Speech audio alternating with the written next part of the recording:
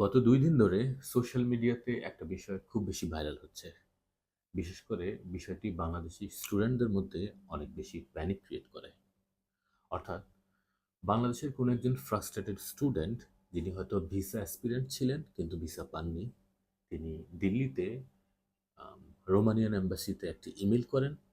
তার ইমেইলের বিষয়বস্তু বা প্রসঙ্গ অনেকটা এরকম ছিল যে বাংলাদেশি স্টুডেন্ট যারা ইউরোপে অথবা অন্যান্য কান্ট্রিতে ভিসার জন্য অ্যাপ্লাই করেন তাদের ব্যাংকগুলো হয় ফেক নয়তোবা অ্যারেঞ্জ করা।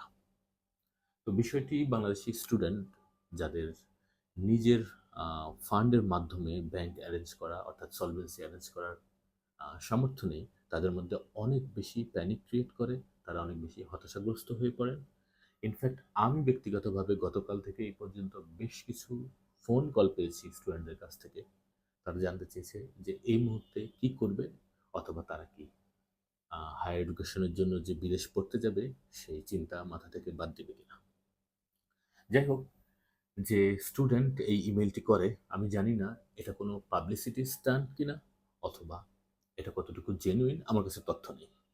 তবে এই বিষয় নিয়ে খুব বেশি দুশ্চিন্তাগ্রস্ত হওয়া অথবা আম হতাশ হয়ে যাবার কোনো প্রয়োজন আছে কিনা সেই বিষয়টা নিয়ে আমরা আলোচনা করতে পারি।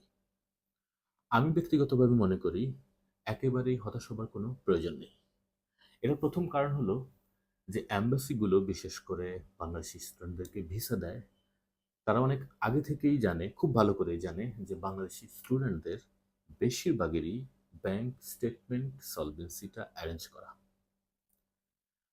কিন্তু তাহলে তারা কেন ভিসা দেয়? এটা হচ্ছে প্রশ্ন। বেসিক্যালি স্টুডেন্ট ভিসার ক্ষেত্রে বেশ কয়েকটা প্যারামিটার মেনটেন করা হয় বা বেশ কয়েকটা প্যারামিটার যাচাই বাছাই করা হয়।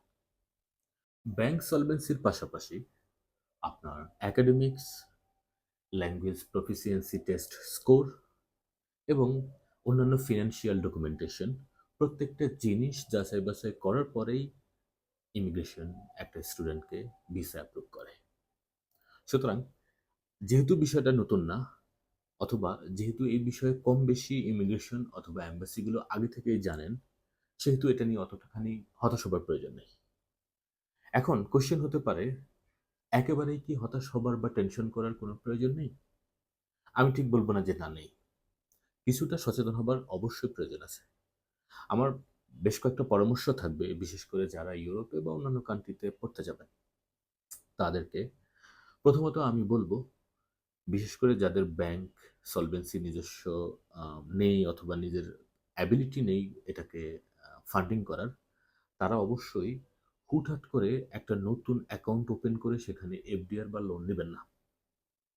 চেষ্টা করবেন ন্যূনতম ১ বছর সময় আগে থেকে অ্যাকাউন্ট ওপেন করা, সেখানে লেনদেন সচল রাখা, বিশেষ করে পারলে প্রতিদিন অথবা প্রতি সপ্তাহে বেশ কয়েকটি লেনদেন করবেন। কিন্তু আপনি যখন ইমিগ্রেশনে দাঁড়াবেন অথবা আপনি যখন অ্যাডমিশনের জন্য এপ্লাই করবেন, তখন থেকে আপনি এফডিআর বা লোনটি নিয়ে নিতে পারেন। এটা গেল হচ্ছে ১ম পরামর্শ। আমার 2nd পরামর্শ থাকবে হচ্ছে, যতটুকু সম্ভব হয় আপনি আপনার ল্যাঙ্গুয়েজ প্রফিসিয়েন্সি স্কোরটাকে ভালো করেন। বিশেষ করে 6.5 টাকে মিনিমাম মনে করে 7 অ্যান্ড প্লাস স্কোর করার চেষ্টা করেন। ৩ নম্বর পরামর্শ যেটা খুবই গুরুত্বপূর্ণ সেটা হচ্ছে, আমরা আমি ব্যক্তিগতভাবে মনে করি আপনি যে এফডিআরটা দেখাচ্ছেন, এই এফডিআরটা বেসিক্যালি হঠাৎ করে অল অফ এ সাডেন আপনার অ্যাকাউন্টে আসলো। তো আপনি অবশ্যই সোর্স অফ ফান্ড দেখাচ্ছেন, রাইট? সোর্স অফ ফান্ডের ক্ষেত্রে আপনি একটা সাপোর্টিং ডকুমেন্ট দিতে পারেন, সেটা হচ্ছে সমপরিমাণ টাকা একটি ব্যাংক চেক অ্যারেঞ্জ করে দিতে পারেন। অর্থাৎ যেদিন আপনার অ্যাকাউন্টে এফডিআর টাকাটি ঢুকলো, ওই দিনই কোনো একটি চেক সেটা আপনি জমা দিয়ে ক্যাশ উত্তোলন করে তারপরে আপনি টাকাটা আপনার অ্যাকাউন্টে রেখেছেন এবং এফডিআর করেছেন। সো এরকম একটা ব্যাংক চেক অ্যারেঞ্জ করা যেতে পারে। আরেকটা বিষয় খুব গুরুত্ব দিয়ে দেখবেন, সেটা হচ্ছে ভিসা হবার ক্ষেত্রে একাডেমিক্স, ব্যাংক সলভেন্সি, অন্যান্য ডকুমেন্টেশন প্রত্যেকটা প্যারামিটারের সমন্বয়ে ভিসা হয়। এর মধ্যে সবচেয়ে গুরুত্বপূর্ণ যে প্যারামিটারটা আমি এতক্ষণ পর্যন্ত আলোচনা করিনি সেটি হচ্ছে সোর্স অফ ইনকাম। বিশেষ করে স্পন্সরদের, তিনি যদি ব্যবসায়ী হন তাহলে তার ট্রেড লাইসেন্স, তিনি যদি চাকরিজীবী হন তাহলে তার রিক্রুটমেন্ট লেটার অথবা স্যালারি সার্টিফিকেট, সাথে অফকোর্স ট্যাক্সেশন। এই ডকুমেন্টসগুলো যেন কোনোভাবেই ফেক না হয় এই ডকুমেন্টসগুলোর অথেন্টিসিটি খেয়াল করবেন এবং যথার্থ পরিমাণে চেষ্টা করবেন অথেন্টিক ডকুমেন্টস ইমিগ্রেশনে সাবমিট করার।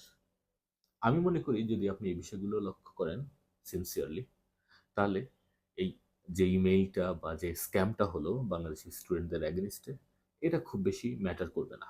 ইনশাল্লাহ সবাই ভিসা পাবে, আগে যেমন পেত এখনও পাবে, ভবিষ্যতেও পাবে। এটা ইম্প্যাক্ট করবে না।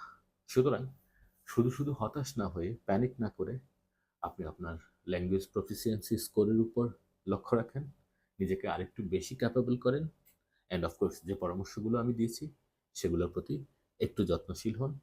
সবাইকে অনেক অনেক ধন্যবাদ। আমি MS Hossain, patron IELTS and higher এডুকেশনের পক্ষ থেকে আপনাদের সবাইকে আবারও শুভকামনা। আল্লাহ হাফেজ।